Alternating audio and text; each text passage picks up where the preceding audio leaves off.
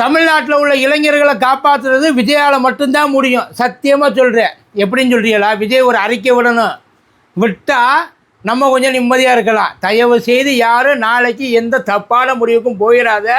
எனக்கு ஓட்டு முக்கியம் இல்லை, உயிர் தான் முக்கியம். ஒன்றைய நம்பி தான் நான் கட்சி ஆரம்பிச்சிருக்கேன். ஒருத்தர் உணர்ச்சி வசப்பட்டாலும் அதை என்னால் தாங்க முடியாது. அப்புறம் நான் அரசியலை விட்டு விலகிடுவேன் அப்படின்னு சொன்னார்னா ஓரளவுக்கு கொஞ்சம் நல்லா இருக்குது. நம்மளும் கொஞ்சம் தைரியமாக இருக்கலாம். ஆனால் சொல்லுவாரா அப்படின்றது தான் தெரில. விட்டுருங்க சார், தயவு செய்து அந்த அறிக்கையை விட்டுருங்க சார். இல்லாட்டி அவைக்கே விட்டுருவாங்க சார். நாம் அனைவரும் ஆவலும் எதிர்பார்த்து கொண்டிருந்த அந்த ஒரு தருணம் இதோ வந்து விட்டது. அத்தனை பேர் என்ன தெரியும், அந்த ஓட்டை போடும் போது பாட்டு பாடிக்கிட்டு இருந்தாங்க.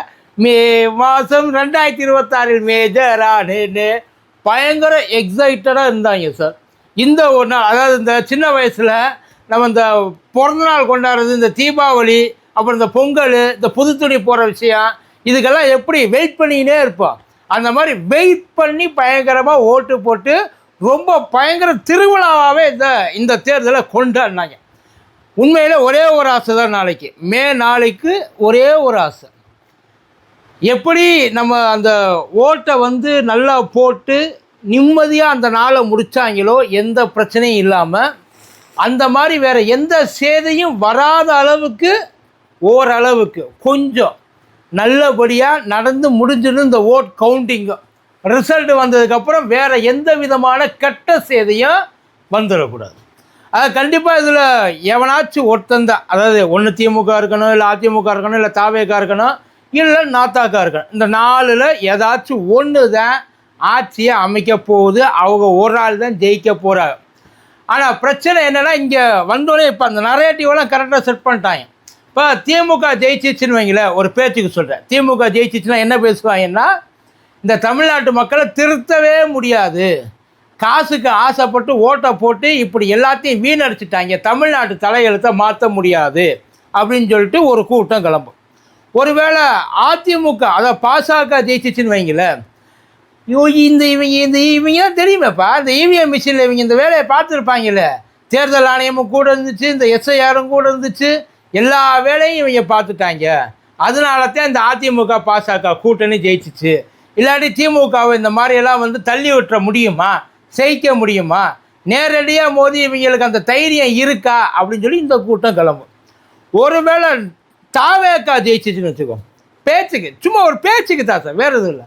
தாவேக்கா ஜெயிச்சிச்சுன்னா தற்கூரியாக மாறிடுச்சு தமிழ்நாடு, பூரா சினிமா மோகத்தில் அலைஞ்சிட்டாங்க, கேவலம் ஒரு ஆக்டர் பின்னாடி இவங்க அரசியல் படாத ஆட்க போயிட்டு இப்படி ஆக்கிட்டாங்க. இல்லை, இந்த பேச்செல்லாம் வரும். நாத்தாக்கா ஜெயிக்கிறதுக்கு, நாத்தாக்கா உண்மையிலே ஜெயிக்கிறதுக்கு வாய்ப்பு இருக்கான்றதுலாம் பேசவே வேண்டாம். நாத்தாக்கா சீமானண்ணன் ஜெயிச்சிட்டாலே போதும், உண்மையிலே நாத்தாக்காவே ஜெயித்த மாதிரி. காரைக்குடியில் ஒரு இடத்துல அண்ணன் ஜெயிச்சிட்டாலே அங்கே இருக்கிற அத்தனை பேர், ஏன்னா இத்தனை வருஷம் போராட்டம், ஒரு எம்எல்ஏ சீட்டு, ஒரு எம்பி சீட்டு, எந்த இடத்துலையும் இது வரைக்கும் நாத்தாக்கா ஜெயிச்சு உள்ளே போனதே கிடையாது இத்தனை வருஷம் போராட்டத்தில். உண்மையிலேயே அவர் போகணும்னு எல்லாரும் ஆசைப்படுறாங்க. ஆனால் இப்போ என்னென்னா, திருதிருப்புன்னு கொண்டு வந்து எதை திணிக்கிறாங்கன்னா, எல்லாருமே இப்போ திமுகவும் சரி, தாவேக்காவும் சரி, ஏன் அதிமுகவும் சரி, எல்லோரும் போயிட்டு ஒரு சின்ன ஒரு கம்ப்ளைண்ட் மாதிரி கொடுக்குறாங்க. எப்படின்னா, நாளைக்கு நிறைய பலத்த பாதுகாப்பு வேணும். நிறைய இடங்களை தமிழ்நாட்டில் இருக்கிற போலீஸ் தான் திடீர்னு போலீஸை கொண்டாந்து, இராணுவத்தை கொண்டாந்து உள்ளேலாம் இறக்க முடியாது. ரிசல்ட்டு வந்து ஏன் பயப்படுறாங்க அப்படின்னா, ஒன்று எவனாச்சும் ஒருத்தர் இந்த வேலையை பார்க்குறதுக்கு ரெடி பண்ணியிருக்கணும். வெளியிலேருந்து யாராச்சும் ஒரு ஆள் பிரச்சனை பண்ணுறதுக்காக உள்ளே இறங்கணும். இல்லைன்னா தனக்குத்தானே பிரச்சனை. அதாவது உண்மையிலே எனக்கு இந்த ரிசல்ட்டு வர ஞாபகம் தான் வருது. +2 ரிசல்ட் இருக்கு இல்லையா, அந்த +2 ரிசல்ட்டில் ஃபெயிலான கேஸுகள் திடீர்னு சில பேர் என்ன பண்ணுவாங்க, மனசு உடஞ்சி போய் தற்கொலை பண்ணிப்பாங்க. இல்லை, நிறைய நடக்கும். இதெல்லாம் ஏற்கனவே நடந்தது, இன்னமும் நடக்குது. ஆனால் அதே மாதிரியான ஒரு சிச்சுவேஷனில் கொண்டாந்து மறுபடியும் நிற்க வச்சிடுறாங்களோ அப்படின்னு சில பேரை பார்க்குறப்ப, ஏன் சில பேர் திமுககாரன் அந்த வேலையை பார்க்க மாட்டான், அதிமுககாரன் அந்த வேலையை பார்க்க மாட்டான், பாஜககாரன் அந்த வேலையை பார்க்க மாட்டான், நாத்தாக்காரன் அந்த வேலையை பார்க்க மாட்டான். இந்த வேலையை பார்க்கக்கூடிய ஒரே ஒரு கும்பல், ஒரே ஒரு ஆள், அவங்க தான் தாவேக்கா மட்டும்தான். அதாவது இதில் 2 விஷயத்துக்கு பயப்பட வேண்டியது தாவேக்காவுக்கு நினச்சா. ஒன்று, அந்த மேட்ரு, தற்கொலை மேட்ரு. அதாவது எதுவும் நடக்காதுன்றாங்க. எதுவும் நடக்காதுன்றதை விட நடத்திடுவாங்களோன்ற ஒரு பயம்தான். நடக்கலைன்னா சந்தோஷம், நடக்கலைன்னா உண்மையிலே பெரிய நிம்மதி, உண்மையிலே பெரிய நிம்மதி. அசம்பாவிதன்றது எனக்கு தெரிஞ்சு முதல்ல அங்கேருந்து ஆரம்பிக்கும். அது இந்த மாதிரி சம்பவங்கள்லேருந்து. ஏன்னா அந்த அளவுக்கு ஒரு ஹோப்பு, அந்த அளவுக்கு ஒரு பயங்கரமான வெறியில் திரியிறாங்க தாவேக்காரன். என்ன சொன்னாலும் யார் சொன்னாலும் இவ்வளவையே அவங்க தலைவரே சொன்னாலும் அதை மண்டையில் ஏற்றிக்கிறதுக்கு அவங்களுக்கு மனசே கிடையாது. நீ என்ன வேணாலும் சொல்லு. ஏன்னா அவரே ஏகப்பட்ட தடவை நிறைய இடங்களில் சொல்லியிருக்கார், பின்னாடி வராதியடா, கம்பி மேலே ஏறாதியடா, உசுரை பணைய வைக்காதியடா, கர்ப்பிணி பெண்கள் வராதிய, வயசானவங்க வராதிங்க, குழந்தைகளை கூட்டிகிட்டு வர. எவனாச்சும் இது வரைக்கும் ஒரு முறையாவது சொல் பேச்சு கேட்டிருக்கானா? தயவு செய்து தலைவர், அந்த தாவேகா தலைவர் ஒரு விஷயத்தை உறுதிப்படுத்திடணும். இங்கே பாரு, ரிசல்ட் என்ன வேணாலும் இருக்கலாம். இந்த ஒரு எலெக்ஷனை வச்சு அடுத்த 50 வருஷத்துக்கு வந்து உட்காந்து யாரும் இருக்க போகிறது கிடையாது. அடுத்த 5 வருஷத்தில் மறுபடியும் இன்னொரு எலெக்ஷன் வரும். 2 வருஷத்தில் நாடாளுமன்ற எலெக்ஷன் வரும். 2026 தானே, 29க்கு நாடாளுமன்ற எலெக்ஷன் வரும். நம்ம இதில் விட்டால் அதில் பிடிச்சிக்கலாம். நாம் எப்படி டெவலப் ஆனுன்றது தான் பார்க்கணுமே தவிர டபக்குன்னு டவுன் ஆகி வேறு எந்த விதமான திருப்பமான முடிவுகளை போயிடக்கூடாது. ஏன்னா உங்கள் ஒவ்வொருத்தரையும் நான் லவ் பண்ணுறேன் சொல்லிடணும். உங்கள் உசுறு எனக்கு ரொம்ப முக்கியம் அப்படின்றத அடித்து தாவேகா தலைவர் ஒரு அறிக்கையை கொடுத்துட்டாருன்னா மேபி நிம்மதியாக இருக்கலாம், மேபி நிம்மதியாக இருக்கலாம். ஆனால் அதையும் மீறி பண்ணுறவங்க நிறைய பேர் இருக்காங்க.